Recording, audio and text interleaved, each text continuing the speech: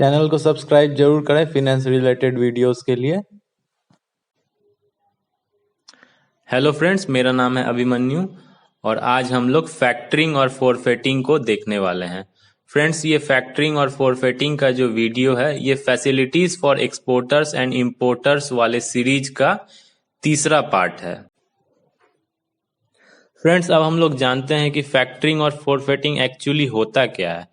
Factoring और फॉरफेटिंग friends exporters को finance जुटाने के काम में आता है। फ्रेंड्स, अब एक्सपोर्टर को बैंक से लोन लेने की फैसिलिटी भी है, लेकिन अगर बैंक की लोन लेने वाली फैसिलिटी अगर छोड़ दी जाए तो उसके अलावा भी फिनेंस के कुछ एवेन्यूज होते हैं, जिनमें से फैक्टरिंग और फॉरफेटिंग बहुत पॉपुलर और इम्पॉर्टेंट एवेन्यूज है। फ्रेंड्स, फिनेंस रेज करने के, एक्सपोर्टर को फिनेंस रेज करने में ये काम आता है। अब फैक्टरिंग और फॉरफेटिंग में बहुत स्लाइट डिफरेंस है, दोनों लगभग सेम चीज होते हैं, लेकिन फैक्टरिंग ये होता है कि शॉर्ट टर्म के लिए अगर फिनेंस रेज करना है तो फैक्टरिंग होता है फ्रेंड्स, और अगर मीडियम टर्म या लॉन्ग टर्म के लिए फिनेंस रेज करना है तो वो फॉरफेटिंग होता है। फ्रेंड्स, पहले हम लोग फैक्टरिंग को देखने वाले हैं। अब जान जाते हैं फ्रेंड्स कि फैक्टरिंग में एक्सपोर्टर को जो फिनेंस प्रोवाइड करती है, जो फिनेंशियल इंस्टीट्यूशन फिनेंस प्रोवाइड करती है, उसे क्या कहते हैं? उसे फैक्टर कहते हैं फ्रेंड्स। अब सबसे पहले हम लोग इसका फैक्टर मैकेनिक्स देखेंगे कि फैक्टरिंग काम किस ढंग से करता है। फैक्टर मैकेनिक्स को देखने के लिए फ्रेंड्स हम लोग एक केस कंसीडर करेंगे कि दो कंट्रीज हैं, एक इंडिया है, दूसरा कोरिया है, और इंडिया में जो है वो एक्सपोर्टर बैठा हुआ है जो कि सेलर है, जो कि गुड्स बेचेगा, सेल करेगा, और कोरिया में जो है वो इंपोर्टर बैठा हुआ है, बायर है, जो कि गुड्स खरीदेगा, इंपोर्ट करेगा। फ्रेंड्स, अब इंडिया के एक्सपोर्टर ने कोरिया के इंपोर्टर को गुड्स डिलीवर कर दिया है, क्रेडिट पे, उधारी पे गुड्स डिलीवर कर दिया है।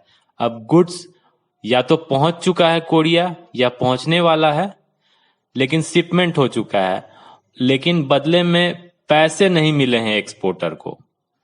तो एक्सपोर्टर का तो पैसा फंस गया है, क्योंकि उसने जो भी रॉ मटेरियल खरीदा है, प्रोडक्शन कॉस्ट है, शिपिंग कॉस्ट है, उसका बहुत सारा कॉस्ट है।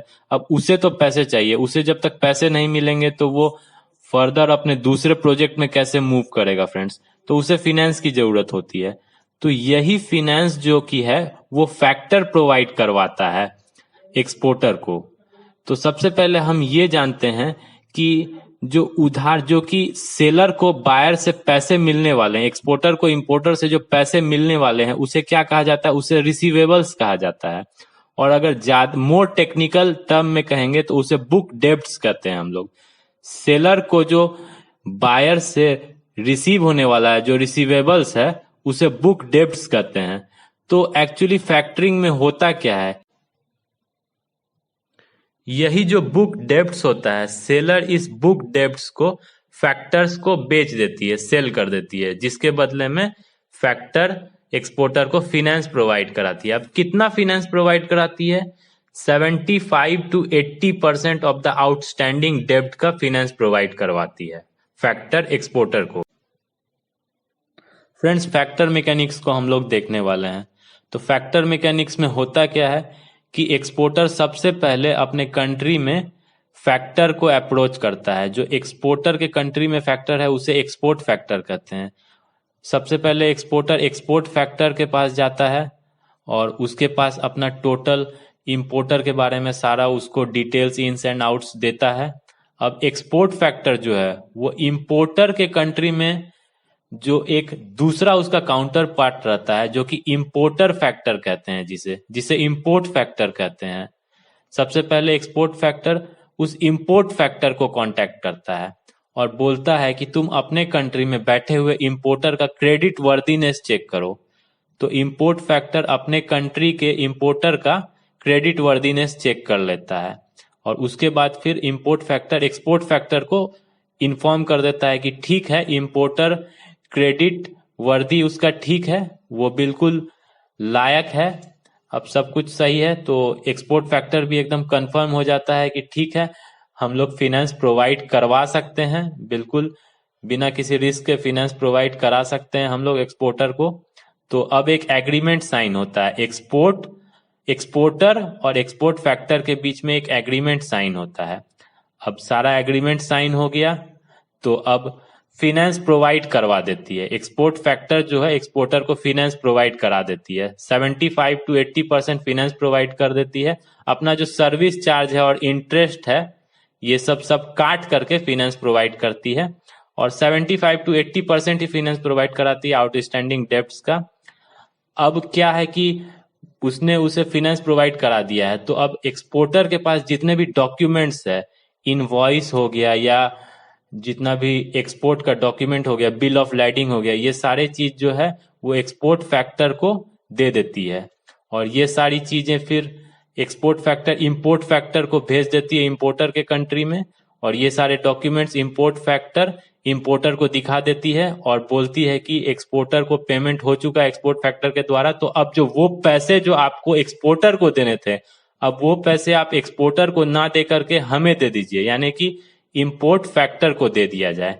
तो पैसे अब इंपोर्टर जो है डॉक्यूमेंट्स सारे रखने के बाद में, अब डॉक्यूमेंट सारा एक्सपोर्ट डॉक्यूमेंट्स रख लिया तो इंपोर्टर को पता चल गया कि गुड्स शिप हो गया और गुड्स जरूर हमें डिलीवर होगा ही। तो अब वो निश्चिंत हो गया इंपोर्टर की हमारे पास गुड्स आने वाला है। तो वो जो पैसे देने रहते हैं उसे एक्सपोर्टर को, वो पैसे वो अब इंपोर्ट फैक्टर को दे देता है, और वो इंपोर्ट फैक्टर अब वो पैसे जो है एक्सपोर्ट फैक्टर को दे देता है अपना चार्ज काट के।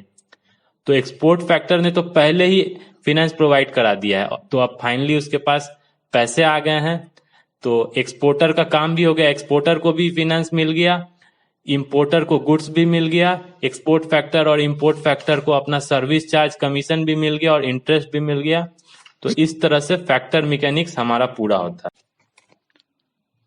फ्रेंड्स, अब हम लोग देखेंगे फैसिलिटीज या services provided by a factor to the exporter. तो फैक्टर क्या क्या सर्विसेज प्रोवाइड कराता है एक्सपोर्टर को। तो सबसे पहला सर्विस जो है वो है डेब्ट एडमिनिस्ट्रेशन। तो डेब्ट एडमिनिस्ट्रेशन में अब क्या होता है, जितना भी सेल्स लेजर होता है एक्सपोर्टर का, वो सारा अब मैनेज जो है वो सारा फैक्टर करेगा, क्योंकि फैक्टर ने फाइनेंस प्रोवाइड करा दिया है। तो अब उसका जितना भी सेल्स लेजर है वो सब कुछ का ध्यान अब आपका फैक्टर ही देखेगा। तो उसके पीछे जितना भी एडमिनिस्ट्रेटिव कॉस्ट लगना था, बुक कीपिंग का जितना भी एडमिनिस्ट्रेटिव कॉस्ट लगना था, जितना भी दफ्तरी का चार्ज लगना था, तो वो सारा चीज अब एक्सपोर्टर को नहीं लगेगा, वो सारा चीज अब फैक्टर देखेगा। तो ये हुआ पहला सर्विस। अब दूसरा सर्विस जो है क्रेडिट प्रोटेक्शन। तो फैक्टर के पास क्या है फ्रेंड्स कि बहुत सारे प्रोफेशनल्स रहते हैं जो कि क्रेडिट इंटेलिजेंस का सर्विस प्रोवाइड कराते हैं एक्सपोर्टर को। अब क्रेडिट इंटेलिजेंस का सर्विस प्रोवाइड कराने से होता क्या है कि वो जितना भी क्रेडिट रिस्क होता है उसको पहले से एक्सेस कर लेता है, पहले से उस क्रेडिट रिस्क के बारे में पता चल जाता है, और रिस्क के बारे में पता चल जाता है तो अब रिस्क मॉनिटर हो चुका है, तो अब रिस्क कंट्रोल भी हो सकता है, रिस्क मिटिगेशन भी किया जा सकता है। तो देखा फ्रेंड्स, क्रेडिट प्रोटेक्शन भी प्रोवाइड कराती है फैक्टर एक्सपोर्टर्स को। और तीसरा जो सबसे इंपॉर्टेंट फैक्टर है वो तो आपको पता ही है, वो है फैक्टर फाइनेंसिंग। ये तो सबसे इंपॉर्टेंट फैक्टर है कि फाइनेंस प्रोवाइड कराती है फैक्टर एक्सपोर्टर्स को। Generally 75 to 80% of the outstanding debts इतना फाइनेंस प्रोवाइड कराती है एक्सपोर्टर को। ठीक है फ्रेंड्स। अब हम लोग जो टॉपिक को देखेंगे वो है systems in which factoring can be done. अब फैक्टरिंग कितने तरह से किया जा सकता है, 4 टाइप से हो सकता है, 4 सिस्टम हो सकते हैं फ्रेंड्स। सबसे पहला जो है सिंगल फैक्टर सिस्टम। तो एक्सपोर्टर और इंपोर्टर दोनों मिलकर डिसाइड करते हैं कि हम लोग एक कॉमन फैक्टर को रखेंगे, और जिस कॉमन फैक्टर का ऑफिस जो है वो एक्सपोर्टर के कंट्री में भी रहेगा, और उसका ऑफिस जो है उसी फैक्टर का ऑफिस इंपोर्टर के कंट्री में भी रहेगा। तो ये हो गया सिंगल फैक्टर सिस्टम। अब दूसरा जो है वो है 2 फैक्टर सिस्टम। अब दोनों मिलकर डिसाइड करते हैं कि 2 अलग अलग फैक्टर्स रहेंगे। एक्सपोर्टर के कंट्री में एक्सपोर्टर का अलग फैक्टर रहेगा जिसे एक्सपोर्ट फैक्टर कहेंगे, और इंपोर्टर के कंट्री में अलग फैक्टर रहेगा जिसे कि इंपोर्टर फैक्टर कहेंगे। अब तीसरा जो है वो है डायरेक्ट एक्सपोर्ट फैक्टरिंग फ्रेंड्स। अब इसमें क्या है कि सिर्फ एक फैक्टरिंग कंपनी रहेगी जो कि एक्सपोर्टर के कंट्री में रहेगी, नाम से भी पता चलता है डायरेक्ट एक्सपोर्ट फैक्टरिंग। अब चौथा जो है डायरेक्ट इंपोर्ट फैक्टरिंग। इसमें जो है फ्रेंड्स इसमें भी है, सिर्फ एक ही फैक्टर रहेगा, लेकिन वो इंपोर्टर के कंट्री में वो फैक्टर रहेगा। नाम से क्लियर है, डायरेक्ट इंपोर्ट फैक्टरिंग फ्रेंड्स। अब ये सब हो जाने के बाद फ्रेंड्स अब हम लोग जानेंगे कि फैक्टरिंग कितने टाइप्स के होते हैं। तो फ्रेंड्स फैक्टरिंग दो टाइप्स के होते हैं, विथ रिकोर्स और विदाउट रिकोर्स। तो सबसे पहले हम लोग देखते हैं विथ रिकोर्स फैक्टरिंग क्या होता है। तो विथ रिकोर्स फैक्टरिंग जो होता है उसमें जो कंपनी होती है, जो फैक्टर होता है, उसके ऊपर कोई लायबिलिटी नहीं रहती है। अगर मान लीजिए इंपोर्टर पैसे नहीं चुकाता है किसी भी कारण से, तो फैक्टर ने तो क्या है कि एक्सपोर्टर को पहले से फाइनेंस प्रोवाइड करा दिया है, पहले से पैसे दे दिए हैं एक्सपोर्टर को। तो अगर इंपोर्टर पैसे नहीं प्रोवाइड कराता है तो ये जो रिस्क है, ये लायबिलिटी है, ये एक्सपोर्टर कवर करेगी, क्योंकि ये विथ रिकोर्स है। अगर पैसे नहीं मिलते हैं तो एक्सपोर्टर जो वो पैसे हैं वो फैक्टर को वापस कर देगी, जो फैक्टर से एक्सपोर्टर ने पैसे लिए हैं। अब जो है दूसरा टाइप का जो फैक्टरिंग है वो है विदाउट रिकोर्स। इसमें जो है सारी लायबिलिटी जो हो जाती है वो फैक्टर कंपनी के ऊपर ही आ जाती है। अगर मान लीजिए इंपोर्टर ने पैसे नहीं प्रोवाइड कराए एक्सपोर्टर को, तो ये सारा रिस्क कवर जो है, जो सारी लायबिलिटी, ये जो रिस्क है, ये सब कुछ सहना पड़ेगा आपको फैक्टर को ही। एक्सपोर्टर बदले में कोई पैसे नहीं देगा, क्योंकि एक्सपोर्टर को पहले ही पैसे मिल गए हैं। और क्योंकि ये विदाउट रिकोर्स फैक्टरिंग है तो इसलिए एक्सपोर्टर कोई पैसे नहीं लौटाएगा फैक्टर को। ठीक है फ्रेंड्स, तो उम्मीद करता हूँ फैक्टरिंग अच्छा से समझ में आ गया होगा सभी लोगों को। तो अब हम लोग फोरफेटिंग को थोड़ा सा देखेंगे। फोरफेटिंग को थोड़ा सा इसलिए देखेंगे क्योंकि फैक्टरिंग और फोरफेटिंग में कुछ खास डिफरेंस नहीं है, दोनों ही एक ही चीज है। दोनों में ही एक्सपोर्टर को फाइनेंस प्रोवाइड कराती है जो कंपनी रहती है, जो फाइनेंस इंस्टीट्यूशन रहती है। तो बस एक छोटा सा फर्क है कि फैक्टरिंग जो होता है वो शॉर्ट टर्म के लिए होता है और फोरफेटिंग जो होता है वो मीडियम टर्म या लॉन्ग टर्म के लिए होता है। और जो दूसरा डिफरेंस है, फैक्टरिंग दो टाइप का होता है, विद रिकोर्स और विदाउट रिकोर्स दोनों होता है फैक्टरिंग। लेकिन जो फोरफेटिंग होता है वो केवल विदाउट रिकोर्स ही होता है। मतलब फोरफेटिंग में अगर इंपोर्टर ने पैसे नहीं प्रोवाइड किए हैं तो सारा लायबिलिटी, सारा रिस्क जो है वो जो फिनेंसर है उसे सारा कवर करना पड़ेगा।